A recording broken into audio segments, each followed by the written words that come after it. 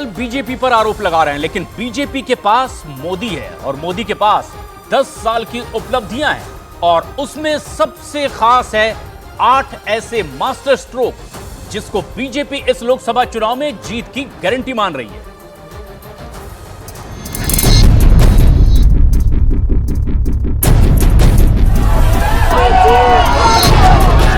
वहीं दूसरी तरफ एनडीए की तरफ से पीएम मोदी एक ऐसा ब्रांड बन चुके हैं कि अब एनडीए अपने मुद्दों और फैसलों के दम पर 2024 का लोकसभा चुनाव जीतने का दावा करने लगी है। यहाँ देखिए एनडीए के तरकश में वो 8 मास्टर स्ट्रोक क्या है जिन्हें जनता का भरपूर समर्थन मिल रहा है। प्रधानमंत्री नरेंद्र मोदी लगातार जनता को सबका साथ सबका विकास की गारंटी दे रहे हैं और इसी के दम पर पीएम मोदी बार बार दावे कर रहे हैं कि अब की बार 400 प्लस की गारंटी।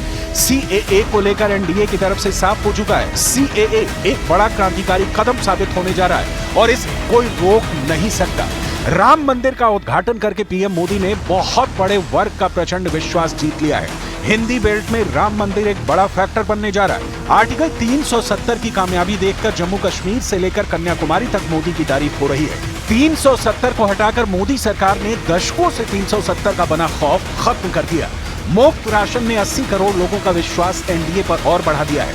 गरीबों के लिए मुफ्त राशन योजना रामबाण साबित हुई है।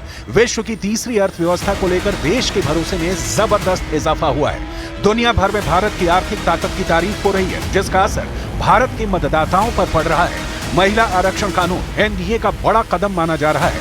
महिलाओं में एनडीए का क्रेज बढ़ चुका है। पीएम मोदी ने विरोधियों के परिवार वाले बयान पर मोदी का परिवार बताकर जबरदस्त हमला किया है, जिसका क्लियर मैसेज जनता तक पहुंचा है। भ्रष्टाचार, परिवारवाद और तुष्टीकरण में आकंठ डूबे इंडी गठबंधन के नेता बौखलाते जा रहे हैं। अब इन्होंने 2024 के चुनाव का अपना असली घोषणा पत्र निकाला है।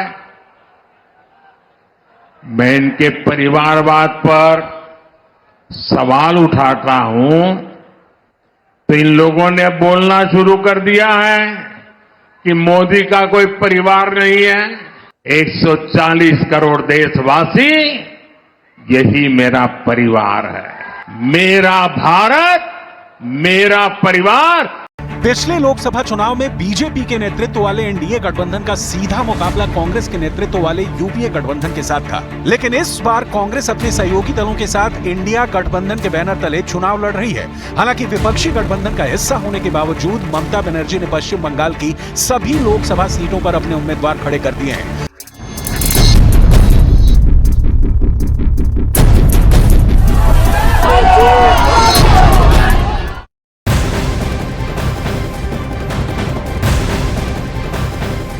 मोदी 400 पार का दावा कर रहे हैं तो विपक्ष कई सवाल भी उठा रहा है और सवाल आखिर कैसे हैं वो भी समझ लीजिए।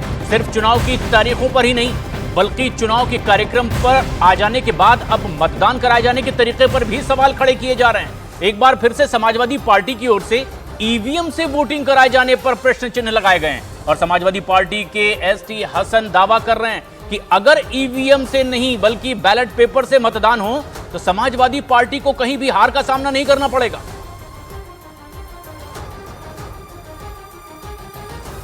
लड़े जाते सिर्फ हिंदू मुसलमान करने से या धार्मिक मुद्दों पे चुनाव नहीं लड़े जाते, ना ही ये कोई मुद्दे हो। देखिए अगर ईवीएम से चुनाव ना होके बैलेट से हो जाए और ईमानदारी से हो जाए तो हमें कहीं भी हार का सामना नहीं करना पड़ेगा। बीजेपी की ओर से इसका जवाब भी दिया जा रहा है और बीजेपी के पास कई और भी अस्त्र हैं, जैसे विपक्ष के बीच में अभी भी दिखाई दे रही दरार।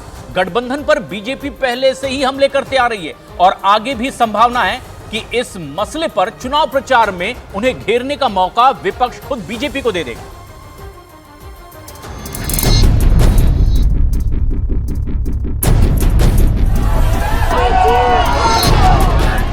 कांग्रेस और आप के बीच दिल्ली में तो सीटों का बंटवारा हो गया है, लेकिन पंजाब में दोनों दल एक दूसरे के खिलाफ चुनाव लड़ेंगे। कांग्रेस और लेफ्ट पार्टियां पश्चिम बंगाल में मिलकर ममता बनर्जी के खिलाफ चुनाव लड़ने की तैयारी कर रही हैं। वहीं केरल में कांग्रेस और लेफ्ट पार्टियां आमने सामने होंगी। इस बीच कई राजनीतिक दलों के मजबूत और लोकप्रिय नेता भी पार्टी के सांसद और विधायकों को लेकर एनडीए में शामिल हो रहे हैं। बिहार, महाराष्ट्र, आंध्र प्रदेश, उत्तर प्रदेश और कर्नाटक सहित कई राज्यों में बीजेपी को कामयाबी मिल गई है, तो वहीं ओडिशा, पंजाब और तमिलनाडु में पार्टी की कोशिश अभी जारी है। यानी चुनाव से ठीक पहले इंडिया गठबंधन में भगदड़ मच चुकी है। जरा देखिए जनता एनडीए और इंडिया गठबंधन को किस नजरिए से देखने की कोशिश कर रही है। एनडीए की तरफ से 5 मार्च 2024 से लगातार प्रधानमंत्री नरेंद्र मोदी रैलियां और रोड शो कर रहे हैं, जबकि दूसरी तरफ इंडिया गठबंधन की तरफ से राहुल गांधी अपनी भारत जोड़ो न्याय यात्रा को ही चुनावी हथियार बनाए हुए हैं। बाकी दल इस यात्रा में सही से हिस्सा नहीं ले पाए हैं। वहीं पीएम मोदी ने तेलंगाना से लेकर बिहार, यूपी, महाराष्ट्र में अपने सहयोगियों को बेहतर तरीके से जोड़ा है। 25 मार्च के बाद से पीएम मोदी 150 से ज्यादा तूफानी रैलियां और रोड शो करने जा रहे हैं। पीएम मोदी ने जनता के जहन में 400 प्लस सीटें जीतने का नारा देकर जनता को अच्छे से कनेक्ट कर दिया है।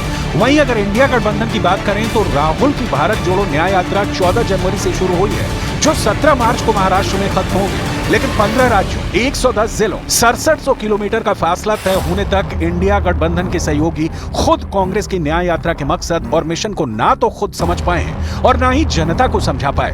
कौन पीएम का चेहरा है, जीत पर क्या दावे हैं, जनता को नहीं समझा पाए हैं। इंडिया गठबंधन बिखर रहा है। चुनाव के मौसम में पहले क्या हुआ करता था?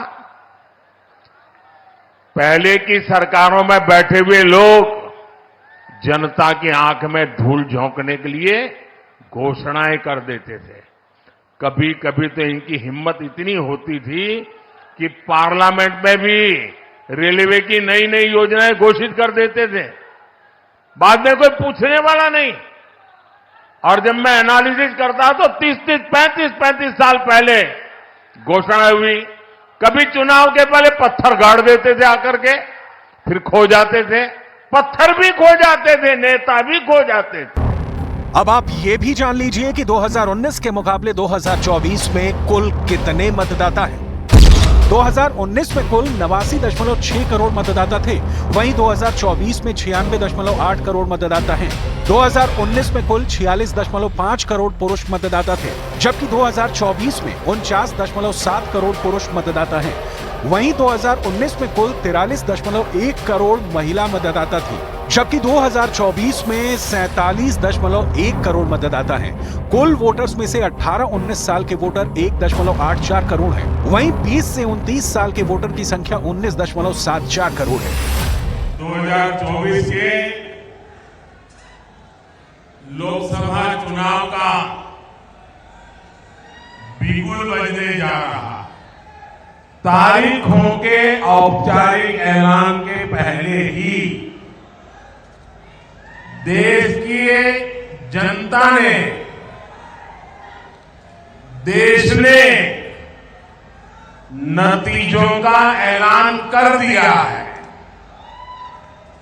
देश ने घोषणा कर दी है, अब की बार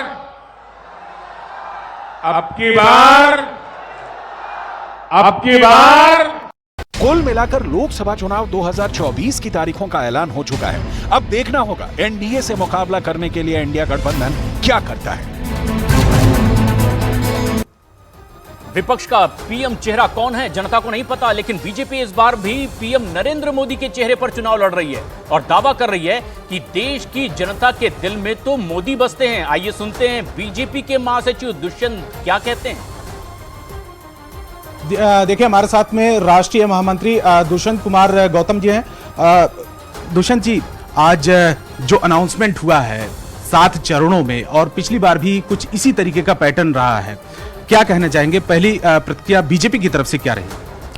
मेरी पहली प्रतिक्रिया यही है कि मैं चुनाव आयोग का बहुत बहुत धन्यवाद करना चाहता हूं। उसने विश्व के सबसे बड़े लोकतांत्रिक देश का चुनाव, आज तक कभी इतना बड़ा चुनाव, इतनी संख्या 97 करोड़ लोग उसमें भागीदारी करें और जिस प्रकार से उन्होंने व्यवस्थाएं रखी हैं वो व्यवस्था काबिल तारीफ है। जिस प्रकार से उन्होंने डिजिटल भी रखा हुआ है, सोशल मीडिया पे भी अंकुश लगाने का, मसल्स पाउडर अंकुश लगाने का, और जो क्रिमिनल हैं उनको 3-3 बार इस्ताहार देना पड़ेगा और जनता भी पूछ सकते हैं कि क्रिमिनल को वोट उम्मीदवार बनाने का क्या कारण है।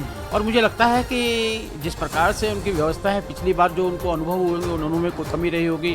करीब 1.5 करोड़ उसमें उनके ऑफिसर्स लगे हुए हैं और नए युवा 28 करोड़ नए युवा वोट देने वाले हैं इसके अंदर। मुझे लगता है कि ऐतिहासिक ये चुनाव होने वाला है और इसको सबको पर्व के रूप में सभी पार्टियों को बनाना चाहिए। आयोग की तरफ से तैयारियां तो काफी लंबे समय चल रही थी, बीजेपी की तैयारियों को लेकर क्या कहना चाहेंगे? भारतीय जनता पार्टी हर बार तैयार है। भारतीय जनता पार्टी तो एक साल बेमिसाल हर साल अपना रिपोर्ट कार्ड देती है और आज आपने देखा होगा देश की जनता के मन में मोदी जी वास करते हैं।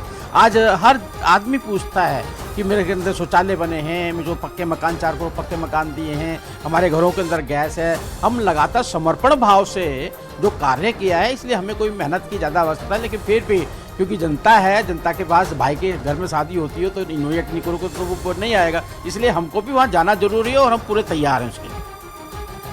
वहीं चुनाव की तारीखों के ऐलान पर प्रधानमंत्री नरेंद्र मोदी ने ट्वीट करके कहा है कि लोकतंत्र के सबसे बड़े महापर्व का शुभारंभ हो गया है। चुनाव आयोग ने 2024 के लोकसभा चुनाव की तारीखों की घोषणा कर दी है। बीजेपी एनडीए इन चुनाव में उतरने के लिए पूरी तरीके से तैयार है। उन्होंने दावा किया है कि आज भारत के हर कोने से और हर समाज के हर वर्ग से एक स्वर सुनाई दे रहा है, अब की बार 400 पार। और इसके साथ ही साथ उन्होंने विपक्ष पर भी हमला बोला और कहा कि आज विपक्ष के पास ना कोई मुद्दा है ना कोई दिशा है। उन्होंने कहा कि देश विकास की नई परिभाषा लिख रहा है। चुनाव का ऐलान हो चुका है, आचार संहिता लागू हो चुकी है। सियासी दल अब अपना पूरा जोर लगा देंगे, लेकिन आखिरी फैसला देश की करोड़ों मतदाताओं के हाथ में होगा। देश में कुल 97 करोड़ वोटर हैं जो ये फैसला करेंगे कि केंद्र सरकार की बागडोर आखिर किसके हाथ में होगी। पुरुष वोटर करीब 49 करोड़ 70 लाख हैं और महिला वोटर की तादाद 47 करोड़ 10 लाख के करीब। वहीं फर्स्ट टाइम वोटरों की बात करें तो 18 से 19 साल की उम्र के करीब 1 करोड़ 85 लाख वोटर हैं, जबकि युवा वोटर्स में 20 से 29 साल की उम्र के वोटरों की संख्या करीब 19 करोड़ 74 लाख है। यानी कि अगर कुल मिलाकर देखें तो 21 करोड़ से भी ज्यादा नौजवान वोटर हैं जो इस बार मतदान करेंगे और देश का भविष्य तय करेंगे। देश का भविष्य तय करने वाले मतदाता मतदान करेंगे और सबसे बड़ा चुनावी मैदान उत्तर प्रदेश है। यहां डिप्टी सीएम ब्रजेश पाठक ने लगातार वही दावे दोहराए जैसा वो कहते रहे और उन्होंने कहा कि इस दौरान एनडीए सभी 80 सीटों पर उत्तर प्रदेश में जीत दर्ज करेगी। ब्रजेश पाठक जी हमारे साथ में हैं। सर, लोकसभा चुनाव की तारीखों का ऐलान हो गया है, क्या कुछ भारतीय जनता पार्टी की तैयारी है? हम निर्वाचन आयोग को बहुत बहुत आभार प्रकट करते हैं और चुनाव का स्वागत करते हैं। जिस दिन से चुनाव की घोषणा हुई है, मैंने पूरी प्रेस कॉन्फ्रेंस सुनी है। बहुत बेहतर ढंग से पूरा 1 घंटे के लगभग मुख्य निर्वाचन आयुक्त महोदय ने देश की जनता को संबोधित किया है। मतदाताओं से अपील की है कि सभी लोग अपने घरों से निकल करके मतदान करें, 100% मतदान करें, छुट्टियां न मनाएं, पिकनिक पर न जाएं। और हम भी प्रदेश के मतदाताओं से हाथ जोड़कर विनती करते हैं, कृपया ये लोकतंत्र के महापर्व में शामिल हों और सब लोग घरों से निकल कर मतदान करें। उत्तर प्रदेश राज्य में भारतीय जनता पार्टी ने माननीय मोदी जी के नेतृत्व में गरीब कल्याण योजनाओं के माध्यम से जन जन में पैठ बनाई है। इन कोरोना महामारी के काल से लेकर अब तक इन वर्षों में माननीय मोदी जी अभिभावक के रूप में हैं और सब लोगों का मानना है कि उनके जीवन स्तर को ऊपर उठाने में भारतीय जनता पार्टी ने कामयाबी हासिल की है। भारतीय जनता पार्टी की लहर चल रही है, मोदी जी की लहर चल रही है। हम 80 की 80 सीटें जीतने जा रहे हैं। सर, जिस तरीके से पश्चिम यूपी में पहले चरण में होगा, वहां पर वोटिंग होगी, किस तरीके से देखते हैं? पश्चिम में क्या कुछ तैयारियां हैं? देखिए, पूरे इंटायर स्टेट में हमारी तैयारी है। पश्चिम में चूंकि प्रथम चरण में चुनाव है तो वहां हम पहले चुनाव लड़ेंगे, पूरी तैयारी है, कहीं कोई दिक्कत नहीं है। सर, ये विपक्ष जो है वो ईवीएम की बात करता है कि फिर इस तरह की विपक्ष पूरी तरह से डिरेल्ड है। वो चुनाव जीतते हैं तो उनको कोई दिक्कत नहीं है, हारते हैं तो ईवीएम पर खींच उतारते हैं। चुनाव आयोग ने जिस ढंग से तिथियों की घोषणा की है, हम सभी लोग उसका स्वागत करते हैं। अब तो तारीखों का ऐलान हो चुका है और अब सियासी दावे वायदे जमकर होंगे, एक दूसरे पर वार भी किए जाएंगे, जुबानी जंग भी होगी और इसके लिए अलग अलग राज्यों में अलग अलग पार्टियां अपनी अपनी तरह से तैयारी भी दिखा रही है। क्या कहती है बीजेपी, कांग्रेस और बीजेडी, वो भी सुनिए। जैसे ही हमें तारीखों का पता चला तो हमारे सभी कोर कमेटी के सदस्यों ने भी ये महसूस किया कि हमें आदर्श आचार संहिता का 100% पालन करना है। भारतीय जनता पार्टी के मुद्दे हैं, कैसे मोदी जी ने 10 सालों में देश को विकसित किया, विकसित करने की ओर बढ़े, आगे 47 तक जो पूर्ण रूप से विकसित करेंगे, इस दिशा में कैसे बढ़ेंगे, इन मुद्दों के साथ हम जनता के बीच में जाएंगे और जनता का आशीर्वाद मांगे।